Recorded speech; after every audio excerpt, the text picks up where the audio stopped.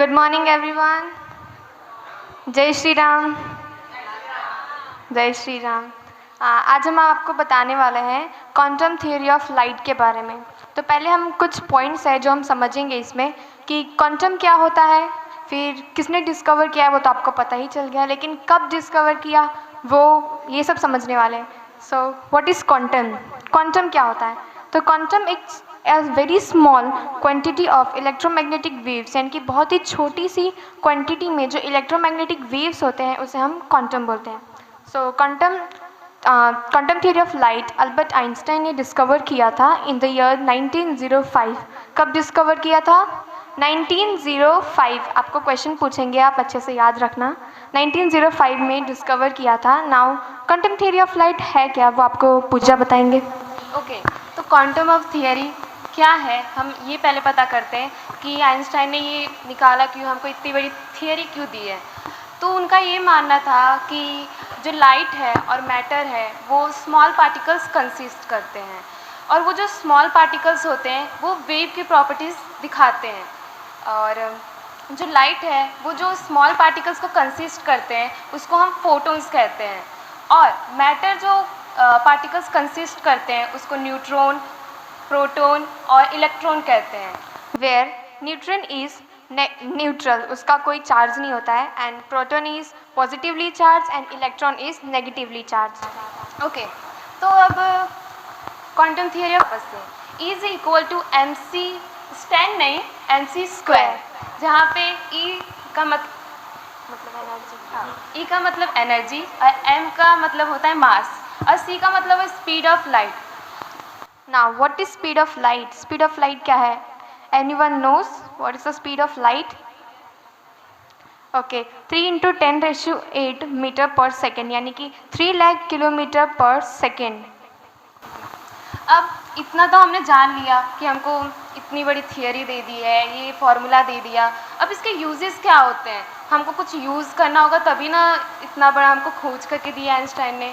तो इसके uses solar cells, lasers and electron microscope और atomic clock in use in GPS. हाँ, GPS में इसका यूज़ होता है।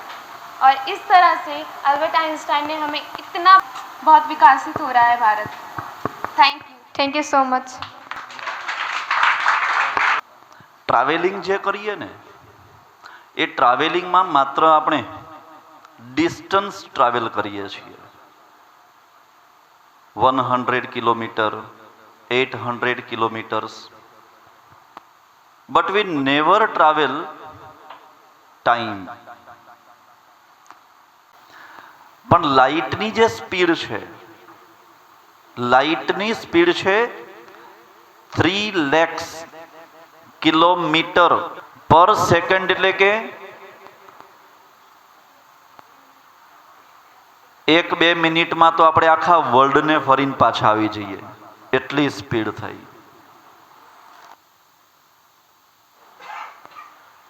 એટલે આટલી સ્પીડથી જવા માટે એનર્જી જોઈએ, એટલી બધી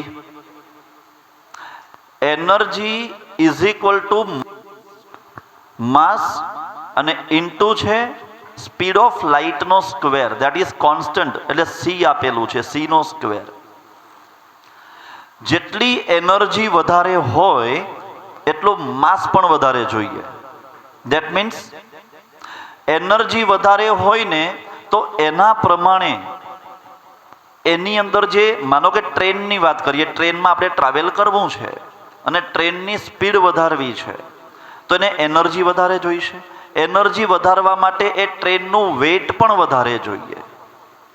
અહીંયા માસ અને એનર્જી એ બંને એકબીજા પર, એટલે એમણે શું કીધું કે એનર્જીમાં માસ છે ને માસમાં એનર્જી છે।